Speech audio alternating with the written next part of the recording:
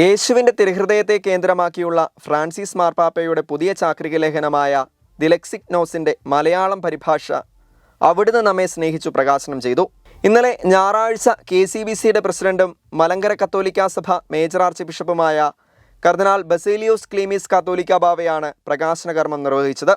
OCD Malabar പ്രൊവിൻസിൻ്റെ provincial reverend father Peter Chakkiyath OCD, പരിഭാഷകനും Carmel publish ഹൗസിൻ്റെ ഡയറക്ടറുമായ father James Alakkuzhiyil OCD, father Thomas Kurisinkal OCD എന്നിവർ സന്നിഹിതരായിരുന്നു.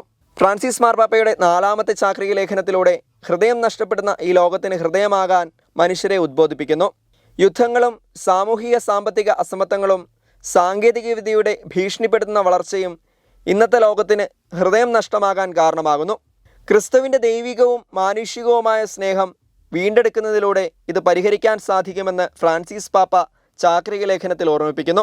ക്രിസ്തുവിൻ്റെ തിരുഹൃദയത്തെക്കുറിച്ചുള്ള ഫ്രാൻസിസ് മാർപ്പാപ്പയുടെ ചാക്രിക ലേഖനം ദി ലെക്സിഗ്നോസ് അഥവാ അവൻ നമ്മെ സ്നേഹിച്ചു ഈ കഴിഞ്ഞ ഒക്ടോബർ 24-നാണ് പുറത്തിറക്കിയത്.